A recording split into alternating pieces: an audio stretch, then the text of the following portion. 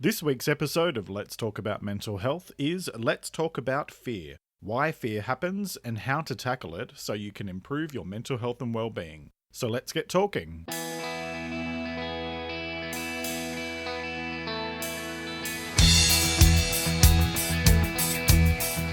This is Let's Talk About Mental Health, a weekly podcast about mental health and well-being hosted by Jeremy Godwin. Let's talk about mental health, because the more we talk about it, the easier it gets.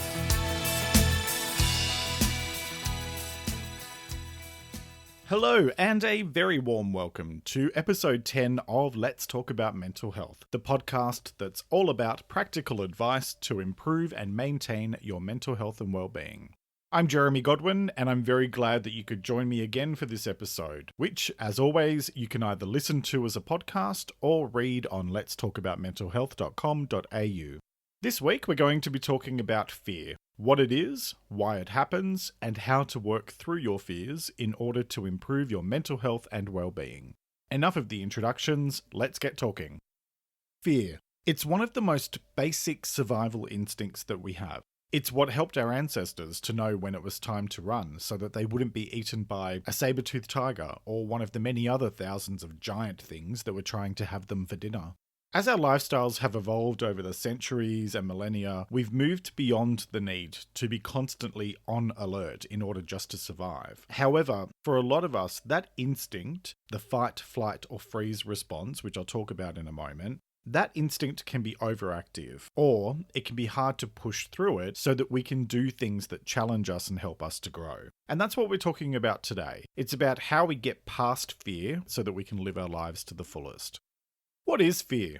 Broadly speaking, fear is an emotion that serves to protect us. However, it can also stand in our way because we might be too afraid of taking a risk for fear of failure or other consequences. And when that happens, it can hold us back from trying new things, which in turn means that it can hold us back from growing. The famous scientist Marie Curie once said, "Nothing in life is to be feared, it is only to be understood." And with that in mind, let's take a few moments to understand what's going on in our bodies when fear takes over and how it links to mental health. I'll be talking here about the more extreme biological, physical response to fear, but we'll be talking about varying different types of fear as well this episode. When we talk about the biological process of fear, it's a reaction to a threat, whether real or perceived, and it sets off a whole bunch of processes in our bodies to prepare us in case we need to react to that threat. I mentioned the fight, flight, or freeze response just before. And it's fairly self-explanatory, but basically it's the instinctive response that takes over when we're actually in danger, that causes us to either fight, run away, which is the take flight part, or freeze on the spot. And it's driven by biological responses like our system being flooded with adrenaline. These processes sharpen functions that can help us to survive, like sharpening our eyesight and increasing blood flow to our muscles. And it also slows down bodily functions that aren't critical in the moment, like our digestive system. So, if you're experiencing fear for a prolonged period of time, it actually means that your body is staying on high alert. And that can have a whole bunch of negative consequences for your physical and mental health in the long term. And I'll talk about that more in a moment. Before we go any further, however, let's talk about what we're not talking about this week. When I talk about fear, I'm not talking about specific fears or phobias like claustrophobia or the fear of confined spaces, or coulrophobia, which is a fear of clowns. Just thought I'd throw that one in there. Because phobias are a much more complex topic, and I think that requires a deeper conversation. What I'm talking about is fear as an emotion that is linked closely to anxiety. In other words, the kind of fear that keeps you feeling anxious and afraid of stepping out of your safety zone. It can happen to various degrees, and for people with anxiety disorders, fear can get out of control if we let it, which can result in a downward spiral of fear, holding us back from doing things that would potentially get us out of the spiral that we're in. It's exhausting, but it can be dealt with over time. Some examples of fear might be stopping yourself from pursuing a goal or dream for fear of failure or what other people might think of you. It might be stopping yourself from having honest conversations with people in your life for fear of confrontation. It might be overthinking things and worrying about the worst possible things that might potentially happen. Or it might be being scared of something happening that is out of your control. There are lots of different ways that fear can manifest, but what they all have in common is that fear will keep you small if you let it. Because fear wants to keep you safe from harm, which is great when you're being chased by a woolly mammoth, but not so great in the 21st century when you're trying to get on with life or pursue a dream or something like that. Fear is directly related to mental health and well-being because often our fears and insecurities can make us feel anxious or depressed. And when we give in to our fears, it can create a downward spiral for our overall health. If you're experiencing the physical effects of fear, such as being constantly on edge and ready to fight, take flight, or freeze, then over time, that can have a negative effect on your physical and mental health. So aside from the obvious that I mentioned, anxiety and depression, those kind of conditions, prolonged fear also weakens your immune system, it causes gastrointestinal issues like IBS, and it can cause damage to your heart and cardiovascular system. Now, of course, I'm talking about more extreme fear here. I'm not just talking about being a little bit afraid of trying something new, but they're all different forms of fear. And what I'd like to do today is to really draw a link between the more extreme forms of fear and how everyday fear that holds us back can actually be very closely associated with that more extreme fear. Some of the other physical symptoms of prolonged fear are fatigue, memory issues, impulsive and self-destructive behavior, all the fun stuff.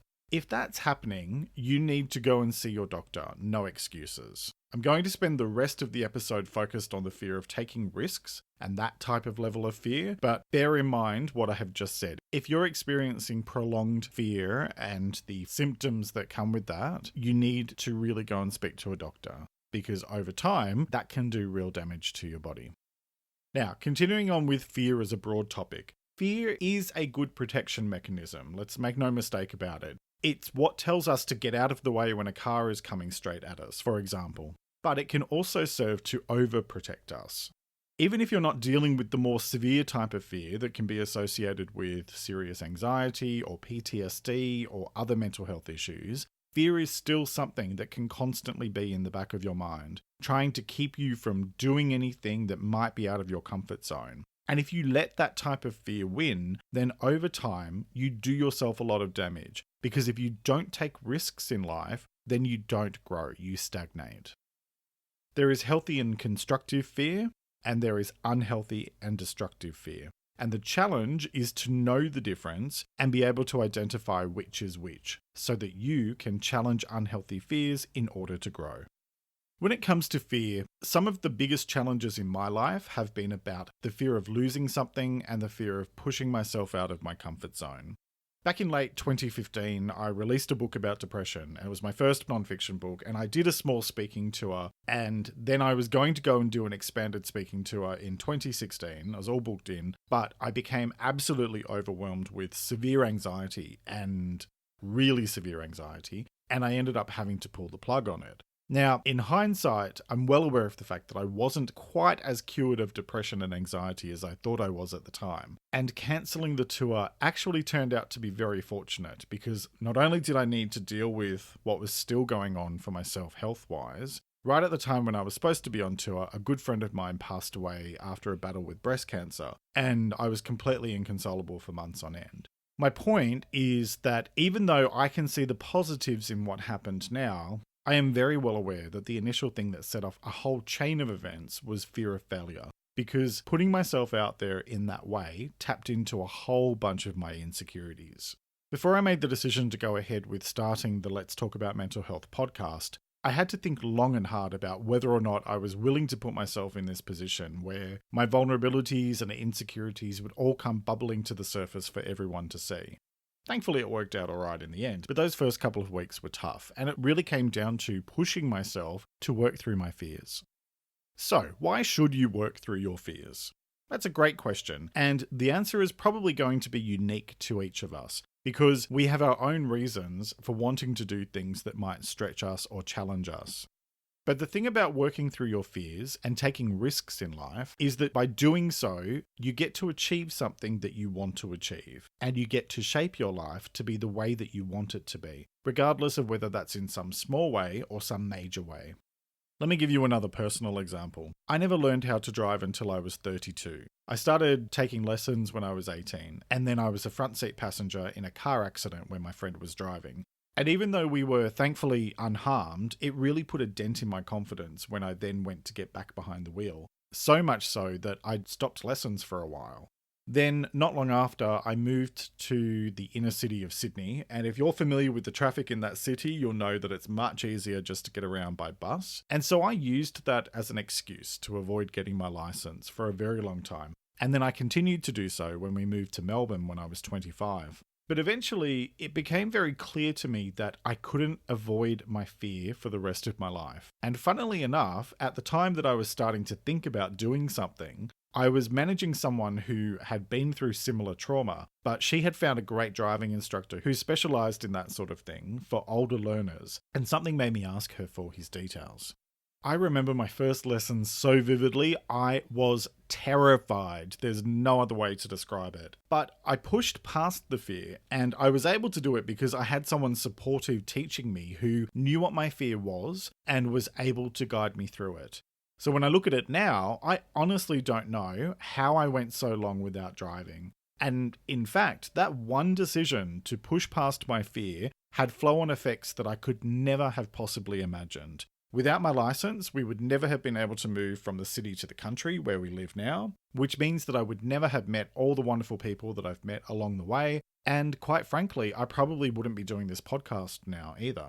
My point is that if we let our fears hold us back, we're preventing ourselves from growing. And when we grow, we develop in ways that we could never possibly predict. Life has a funny way of taking us on completely unexpected journeys, and the challenge is to get out of our own way so that we can embrace the adventure.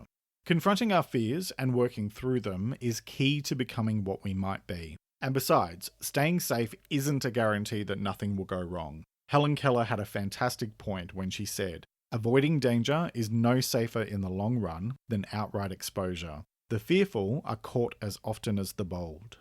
I'm actually using quite a few quotes throughout this week's episode because when I was researching it, I was quite struck with just how many of history's greatest figures have had to challenge and overcome their fears in order to create the legacy that they have left behind. And I found picking just one or two of those quotes to be really difficult. Because the thing about fear is that everyone experiences it. Everyone, to some degree or another. The only difference between those who succeed and those who never try is whether or not you can get past your fear for long enough to see that the potential reward far outweighs the risk. And that even if it does all go to crap, then that's okay, as long as you learn from your mistakes. Getting over a fear of failure doesn't mean that you won't fail, but it does mean that you're going to give it a go anyway. As Norman Vincent Peale said, fear is never a reason for quitting, it is only an excuse. And while I'm getting carried away with quotes, here's one more quote about fear, and it's another one from Helen Keller. Fear, the best way out is through. And on that note, let's talk about how to tackle your fears. There are 5 steps to dealing with fear. Recognize, identify, confront, address, and daily action. Let me explain these 5 steps in more detail. Step 1 is recognize the fear. Sometimes we hold ourselves back from doing things without realizing that it's our fear that's responsible for our hesitation. While other times, we might be well aware that fear is in control, but we're just not sure why it's happening. We'll talk about that why bit in a minute, but the first step is to recognize that fear is happening and consider what impact it's having on us. Self-awareness is half the battle, because often we try to convince ourselves that everything is fine, when in fact, it's not. So spend some time observing what's going on and understanding what impact it's having on you. Step 2 is identify why. So once you're starting to see that fear is happening and the impact it's having on you, it's time to identify why it's happening. Yep, I'm going to be talking about digging deep again. At this point, regular listeners probably know that I'm going to talk about taking the time to dig deep so that you can really understand what's going on underneath the surface, what's really driving your fears. And you'd be correct. Because look, as I always say, when we talk about improving our mental health and well-being, Our focus needs to be on identifying the root cause of our issues so that we can then confront them. Fear is an emotion, and emotions are symptoms of stuff that's going on deep down inside.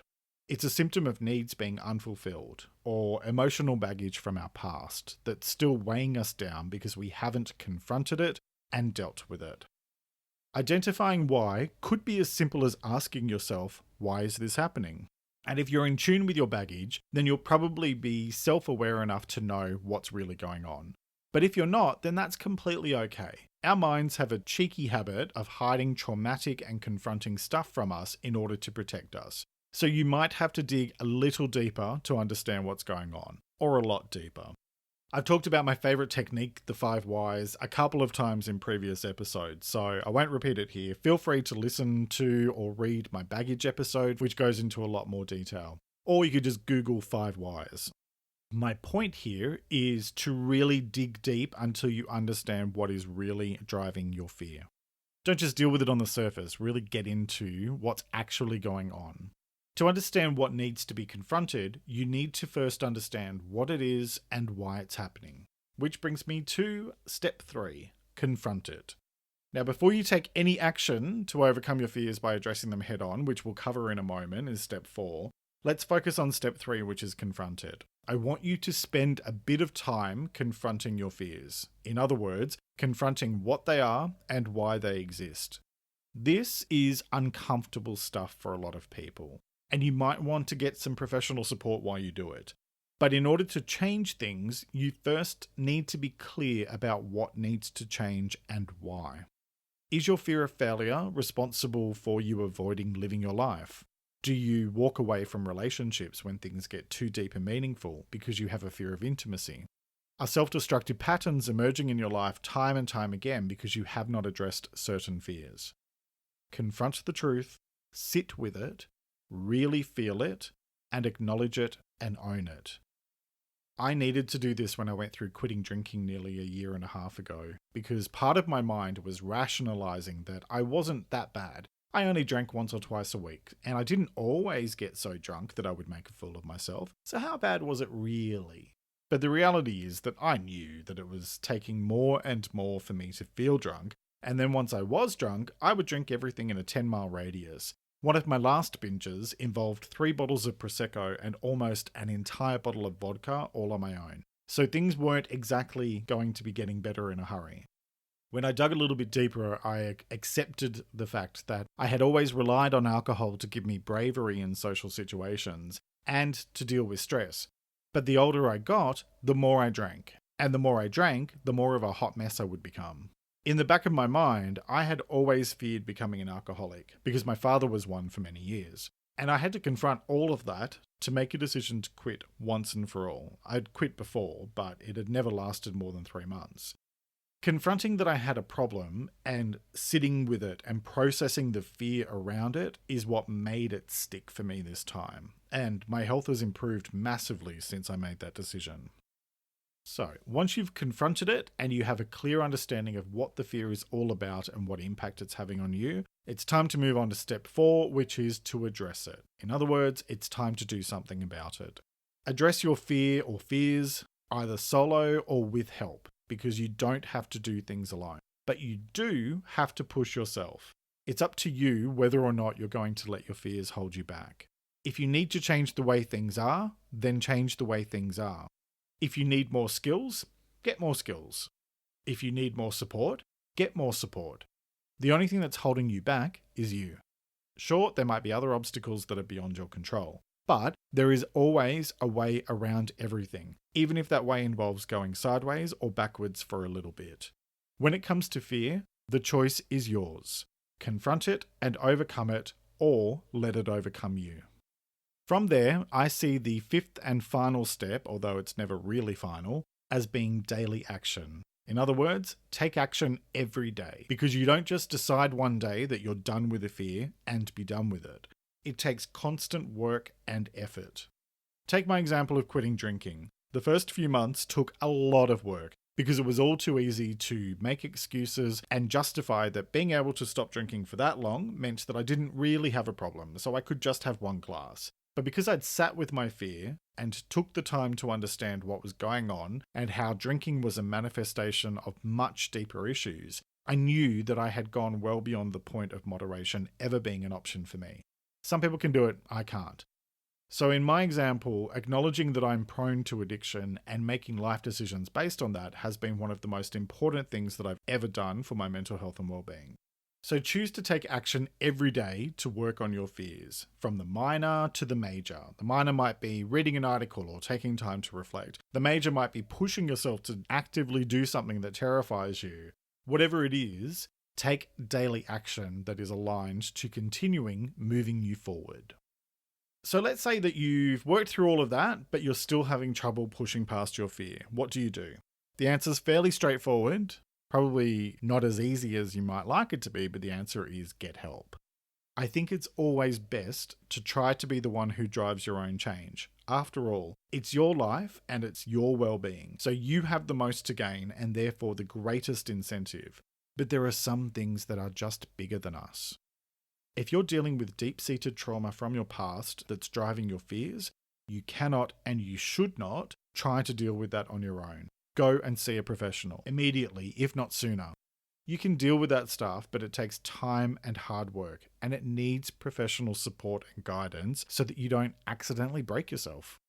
So if you're having trouble pushing past your fears, even in spite of all the things that we talked about in this week's episode, go and get some help.